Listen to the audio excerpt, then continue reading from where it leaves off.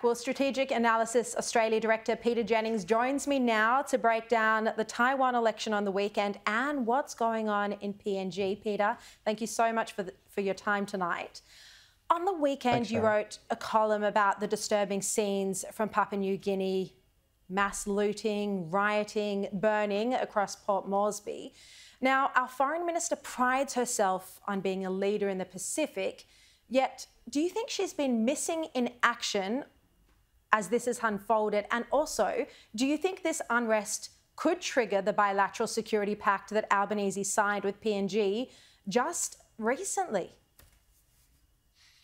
So, Sharri, the unrest from last week, so it turned out, did not trigger a request for help through the new security pact, but there's no reason why it couldn't, and indeed there's no reason why in coming weeks we mightn't see similar or worse acts of unrest.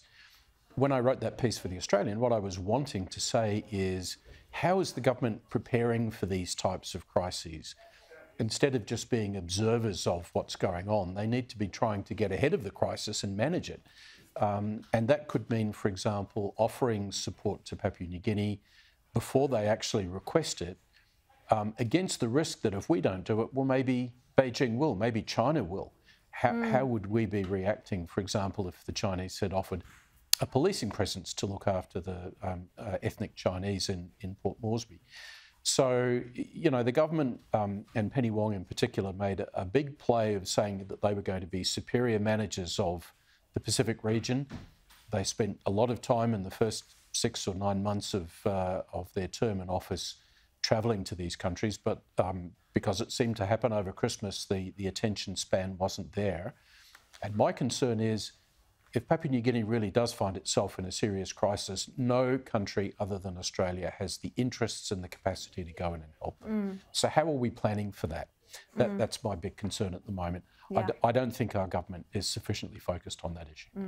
Look, this all brings us back to China, which of course is the great threat in the region.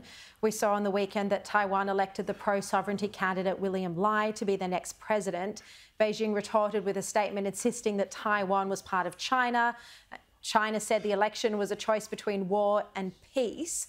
What does this mean for Xi Jinping's ambition that he's indicated he wants to fulfil by 2027 to invade or reunify Taiwan? Sharri, the first thing it means is that years of Chinese bullying, of stepped-up military exercising around Taiwan has failed. In fact, all China is doing, all Xi Jinping is doing, is actually strengthening Taiwanese support for the belief that they're a democracy and they don't want to be run by the Communist Party. So the election certainly raises the stakes. It's a return for the third time of the DPP government in Taipei. They're not going to be declaring independence, but nor have they the least interest in wanting to come back under the control of the Chinese Communist Party. So here is Xi Jinping's dilemma. They've called his bluff. What's he now going to do? The only option that's left for Beijing to achieve this goal is military force, and Taiwan is busily arming itself to prevent that from happening. The Americans, this is an instance where I believe Joe Biden, the Americans won't allow that to happen. So I think Xi Jinping is actually being sort of boxed into a corner of his own making through these bluffs and threats, which we're all, frankly, sick and tired of hearing over the last few years. Look, just very quickly before we go, you've written about the wave of jihadi groups we're now seeing. Hamas in Gaza, Hezbollah in Lebanon, the Houthis in Yemen. You've written a piece saying that they're more dangerous than ISIS because their support, their funding, comes from Iran itself instead of just simply being fringe extremists. Do you have confidence, because this is my concern, do you have confidence that our security agencies in Australia are on top of these threats? I don't have complete confidence, Sharri, for two reasons. One is that all the priority was taken off counter-terrorism and put back towards counter-espionage, dealing with the Chinese threat from a number of years ago. And ASIO and other agencies have very limited resources.